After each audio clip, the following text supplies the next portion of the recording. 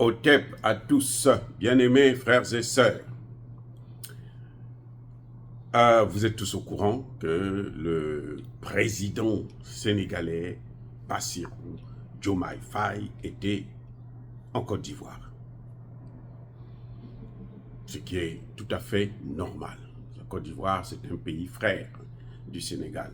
Et nous, en tant que panafricanistes, nous militons pour les États-Unis d'Afrique noire. Donc, pour nous, c'est tout à fait normal que le président Bassirou puisse se rendre en Côte d'Ivoire. Bon, mais qu'est-ce qu'ils se sont dit là-bas? Le président Bassirou Diomaye Faye a affirmé que le président Alassane Ouattara est un facteur de stabilité dans la sous-région. Le président Alassane Ouattara a œuvré pour la démocratie au Sénégal et dans la sous-région. Waouh, c'est formidable. Les amis, vous êtes surpris? En tout cas, pas moi. Et ceux qui me suivent là, ils ne peuvent pas être surpris, puisqu'on le savait. On le savait. Depuis son premier discours, là, on savait que non, lui là, ce n'est pas un panafricaniste. Oui. Et lui, il va suivre les traces de son mentor, Ousmane Sonko, qui est l'homme des Américains. Et c'est là que vous comprenez justement le choix des premières visites que Bassirou accorde. Oui. Pourquoi il est allé, les premières visites de Bassirou, c'est la Mauritanie, la Gambie, la Guinée-Bissau, la Côte d'Ivoire. La Gambie encore, bon, écoutez, mais c'est un pays anglophone, ça c'est pas trop grave. C'est tout à fait normal parce que c'est... Mais la Mauritanie, la Guinée-Bissau, la Côte d'Ivoire, ce n'est pas par hasard. Si il a choisi d'abord ces pays-là, il pouvait aller en Afrique centrale, il pouvait aller au Tchad, il pouvait aller, je sais pas moi, au Gabon, il pouvait aller. Il a choisi les 3 pays-là. C'est pour ça, ça montre son orientation politique. Qu'est-ce qu'il veut politiquement faire du Sénégal? Il veut aligner le Sénégal sur le modèle mauritanien, sur le modèle ivoirien. Les Américains veulent encercler l'AES. La Mauritanie aujourd'hui abrite tous les terroristes du Sahel. C'est là-bas qu'ils vont se faire soigner, c'est là-bas qu'ils vont se ravitailler, c'est là-bas qu'ils vont se ressourcer, c'est là-bas qu'ils vont recruter. La Mauritanie, c'est 85% de Noirs, gouvernés par une minorité d'Arabes. Et on nous dit que c'est la démocratie. Et la Mauritanie ne peut pas faire autrement parce que ceux-là, qui sont là au pouvoir, si les Arabes ne font pas ce que les Américains leur disent, les Américains vont soulever les Noirs contre eux. Ça, c'est une évidence. Ça va de soi. Donc, quand il part en Mauritanie, là, c'est pour aller voir comment on doit travailler avec les Américains. Quand il part en Côte d'Ivoire, c'est pour aller voir comment il faut travailler avec l'OTAN, les Américains, les Français. Et d'ailleurs, Alassane Ouattara a des problèmes avec la France, donc il préfère maintenant miser sur les États-Unis. Mais maintenant, quand il fait des déclarations, vous savez, La Mauritanie veut faire la guerre au Mali. Hein. Vous savez ça, non? Vous savez pas. La Mauritanie veut déclarer la guerre contre le Mali. La Mauritanie que vous voyez là. Mais elle ne sait pas encore ce qui peut lui arriver. Parce que les 85% de Noirs là, même s'ils sont opprimés là, tôt ou tard, ils vont ouvrir les yeux. Et d'ailleurs, s'il y a une guerre là, ce sera une liberté pour eux. Parce que les Arabes là, on va en terminer. On va en finir avec eux en Mauritanie. S'il y a la guerre, s'ils exagèrent, ils vont jusqu'à ce niveau-là. Il faut sauver le peuple noir qui est là-bas. En les amenant au pouvoir. Et oui. Ça, c'est comme ça que ça ne peut que se passer. La Côte d'Ivoire, Alassane Ouattara a besoin d'un quatrième mandat et il a besoin d'un soutien des États-Unis. Parce que le soutien français est un peu mitigé. Donc, il veut les États-Unis. Et les États-Unis, en échange, ils veulent une base militaire. Mais ça ne s'arrête pas là. Les États-Unis veulent le Sénégal pour équilibrer. Ils ont perdu le Sahel, donc il faut qu'ils aient le reste de la CEDEAO. Les Français sont au Bénin déjà. Ils veulent maintenant s'installer, les Américains veulent aussi s'installer au Ghana. Juste parce qu'ils veulent affronter la CEDEAO, et plutôt l'AES. Et il faut avoir le maximum d'appui possible des pays d'Afrique de l'Ouest. C'est pour ça que vous voyez, Bassirou va prendre des instructions. Ne soyez pas surpris demain d'apprendre que Bassirou a installé une base militaire américaine. Déjà, ils sont déjà là. Maintenant, il faut que ça soit officiel. Voilà ce qui est en train de se passer. N'attendez pas, écoutez, ne vous leurrez pas. Bassirou ne changera pas la monnaie. Parce que le CFA, là, c'est vrai, c'est la monnaie des Français. Mais les grands bénéficiaires du CFA, là, ce sont les Américains. Eux ici, ils ont leur partie dans ce que les Français font en Afrique avec le CFA. Les Américains ont une partie. Donc, Bassirou, ne comptez pas sur Bassirou et Sonko pour qu'ils puissent changer la monnaie ou pour qu'ils puissent faire partir la base militaire française. Ça ne se fera pas sous l'ère Bassirou ou sous l'ère Sonko.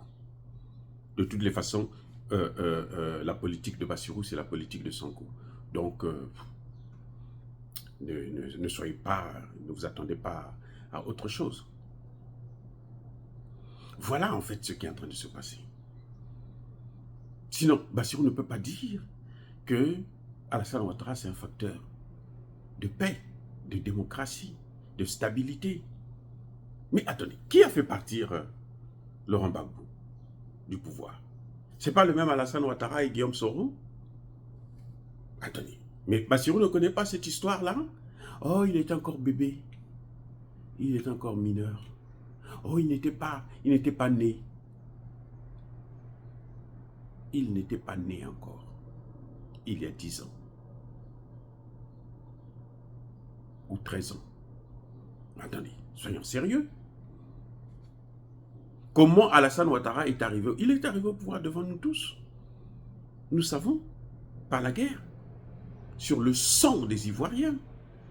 Et il a pris, quand il a pris le pouvoir, là, il a cru qu'il avait le monopole de la justice internationale aussi parce qu'il était soutenu par la France et les États-Unis. Mais ce qu'il avait oublié, c'est que les États-Unis ne sont pas signataires du traité de Rome portant création de la Cour pénale internationale. Donc quand il a envoyé Gbagbo là-bas, ils n'ont pas eu de preuves. On l'a acquitté, on l'a blanchi. Et il a condamné. Où? En Côte d'Ivoire, 20 ans. Il a condamné. Laurent Gbagbo, là, il n'est pas dans la liste encore. Hein. Pourquoi? Parce qu'il est condamné. Condamné pourquoi? Parce qu'il a nationalisé 2 banques françaises. Voilà pourquoi les Français ne veulent plus le voir au pouvoir. Les Américains ne veulent pas de lui. Ils ont demandé à Alassane Ouattara de lui barrer la voie avec un procès bidon à la con. Bassirou ne connaît pas ça. Oh, Bassirou a oublié que, mais Macky Sall a été soutenu par Alassane Ouattara. Donc tout ce qu'il a fait, c'est qu'il les a menés en prison là. Donc vous croyez que Bassirou n'a pas de cerveau?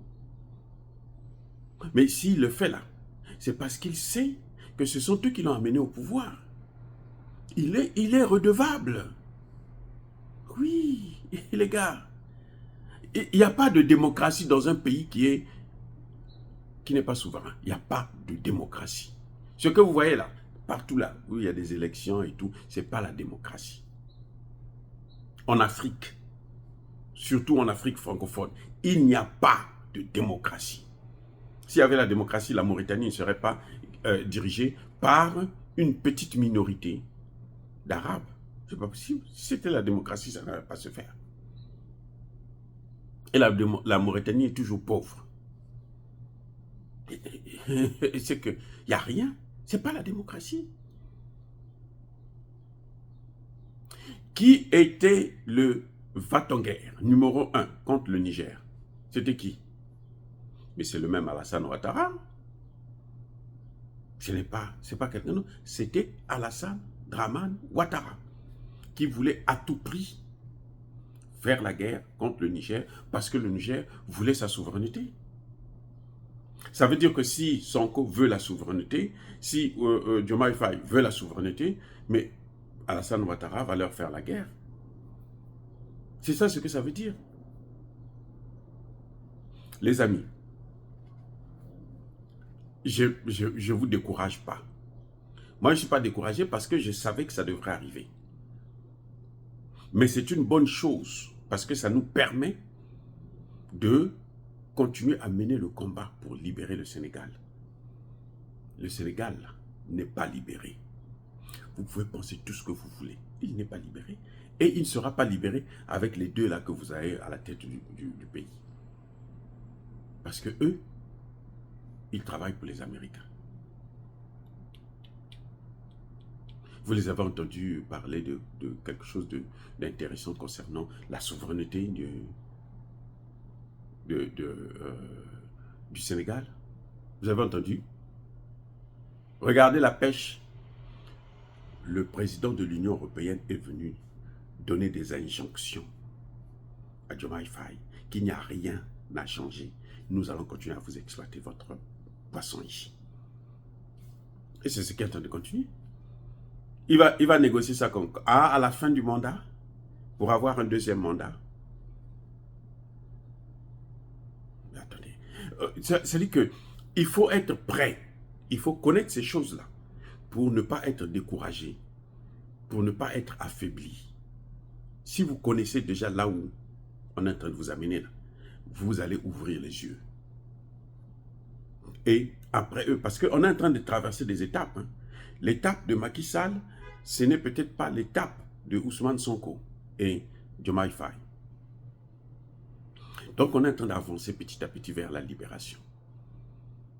Parce que vous avez quand même eu, la jeunesse a pu quand même reprendre le contrôle.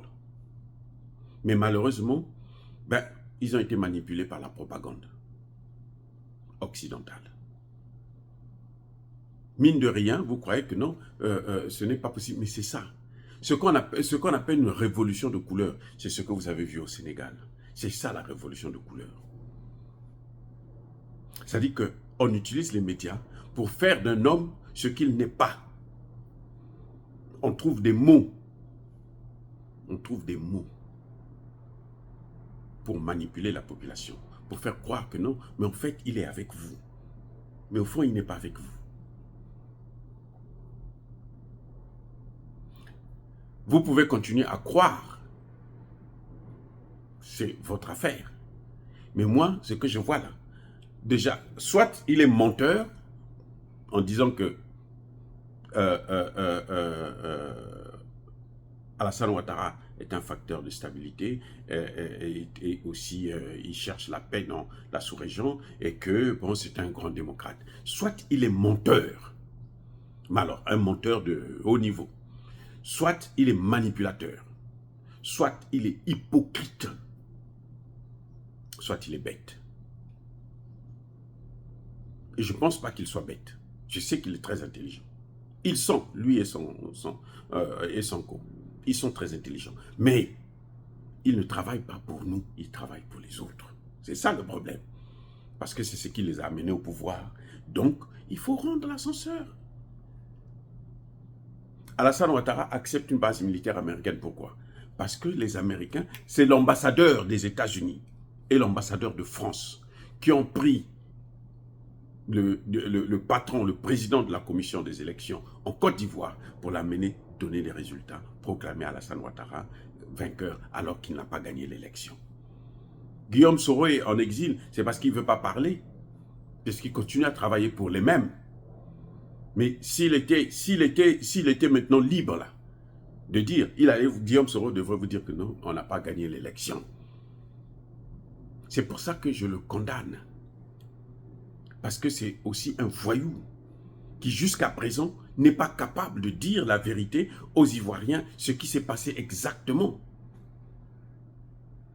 La seule vérité que nous avons, elle vient de la Cour pénale internationale, qui dit que ce n'est pas Laurent Gbagbo qui a massacré les Ivoiriens. Donc, ça ne peut être que Guillaume Soro et Alassane Ouattara.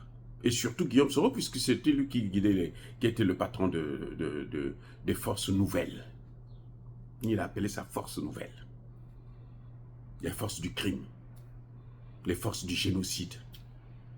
C'était Guillaume Soro, puisqu'Alassane Ouattara était caché. Guillaume Soro a même dit que c'est même pas Alassane Ouattara qui a financé, c'est lui qui a financé. Je n'en sais rien. C'est lui, Guillaume Soro, qui parle. Donc si Diomaye Faye ne connaît pas ces choses-là, mais ici, il se moque de nous. Il se moque de nous. Il n'y a rien à faire, il se moque de nous. Moi, je ne suis pas surpris parce que je l'avais déjà dit. Il y a même des gens qui m'ont insulté pour dire, non, mais toi, tu es... J'ai dit, voilà maintenant les preuves. Et ça, là, ça ne fait que commencer. Nous sommes là, au début du commencement. La page, là, n'est pas encore grandement ouverte. Vous allez voir ce qui va arriver. Qui vivra, verra. Oh les gars, soyez bénis, soyez abondamment bénis par le Dieu des Kémites et par nos ancêtres angélisés, mais que tous ceux qui persécutent le continent africain le pillent et le déstabilisent, qu'ils soient noirs, blancs, chinois, arabes, juifs, indiens, qui qu'ils soient punis, maudits, foudroyés, neutralisés, écrasés, effacés par le Dieu des Kémites et par nos ancêtres angélisés. Vive l'Afrique éternelle, je dis et j'assume.